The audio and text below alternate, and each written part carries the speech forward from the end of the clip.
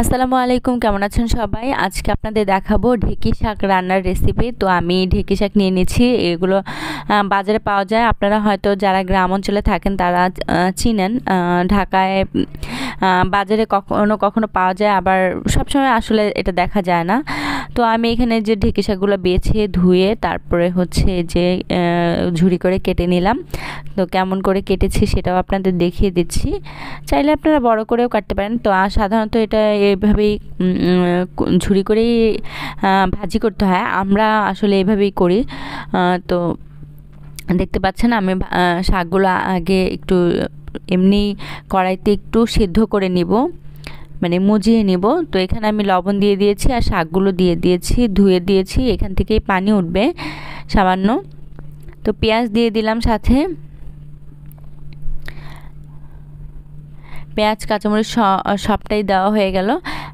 তো আমি এটা ভালো করে নেড়ে চেড়ে শাকটা একদম মজে যাওয়া পর্যন্ত অপেক্ষা করব।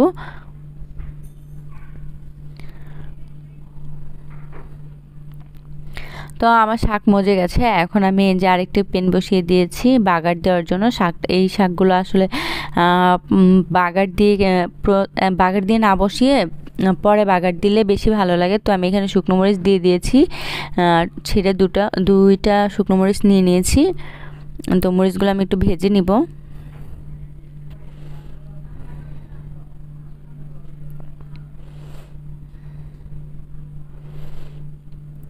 এখানে আমি পেঁয়াজ কুচি দিয়ে দিলাম কিছুটা। পেঁয়াজ আর রসুন কুচি আমি দিয়ে দিয়েছি। যে কোনো শাকে দেখবেন পেঁয়াজ রসুনের পরিমাণটা বেশি হলে ভালো লাগে খেতে। তো আমার এই যে শাকটা আমি যে মজিয়ে নিয়েছিলাম সেটা দেখালাম। তো এখন আমি এখানে শাক দিয়ে দেব, মজে যাওয়া শাকটা আমি দিয়ে দেব। দিয়ে ভালো করে আমি নেড়ে চেড়ে মিশিয়ে নেব। তো এভাবে শাক রান্না করে ভাজি করে খেয়ে দেখবেন, খুবই ভালো লাগে। আর যে কোনো শাকে একটু মরিচের পরিমাণটা বেশি দিলে, ঝালঝাল হলে বেশি ভালো লাগে। তো আপনারা যেরকম খেতে পছন্দ করেন সেভাবেই দিবেন, ঝালটা আপনাদের পরিমাণ মতোই দিবেন।